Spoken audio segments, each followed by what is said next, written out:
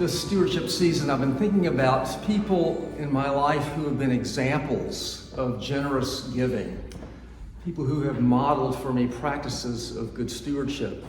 And if we've learned to give to God's work, it's probably because someone or several people over the course of our lives have modeled it for us. And so I'd like to mention briefly three people who've been models of stewardship in my life.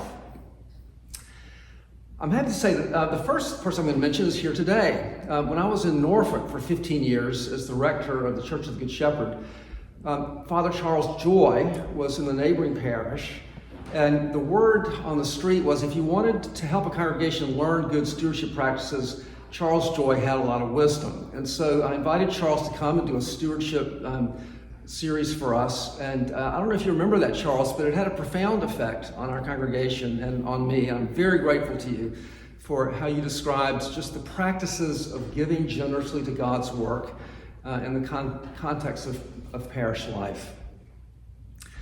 The second person is my mother, who is still alive. She's 98, living in an Episcopal retirement community in Columbia, South Carolina, where I grew up. And when we were very young, my brother and I, began to receive allowances, Mom taught us to take 10% of our allowance and give it to God's work, to give it to the church. And as far as I know, we did that pretty consistently throughout our early years, middle school years. When I was late in high school, I had a profound conversion experience in which I affiliated with the Christian community for the first time. It happened to be the youth group at the church where we grew up, and really made a conscious commitment to follow Christ.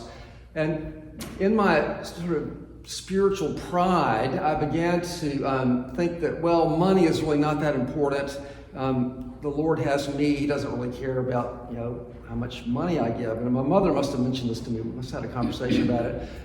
And I said something like, oh, Mom, God has my heart. He doesn't really care about my money.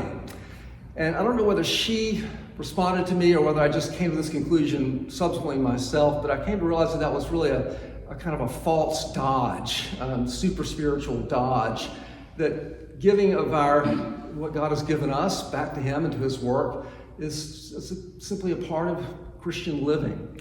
And have tried to follow that example over the years ever since. Something else I've learned from my mother is the value of living on less than we need to in order that we can give money away. So to live simply so that others may simply live. And when I go back to visit her, I'm always struck by how many, she doesn't talk about this herself, but I can tell that she's given money to all kinds of good Christian causes in addition to the church where we grew up, because there are these little magnets on the refrigerator from missionaries and seminaries and World Vision and Bread for the World and all kinds of groups that she gives to. It's a real reminder of the value of giving money away. And then the last person I want to mention is the Lord Himself. St. Paul says of Jesus, He who became rich, or He who was rich, became poor for our sakes, so that we might become rich. He's ultimately the model for us of stewardship and of generous giving. So I hope that as I've been speaking, you might be reminded of someone in your life who has modeled for you good practices of Christian stewardship, and that example will motivate you and motivate us all to give generously to God's work. Thank you.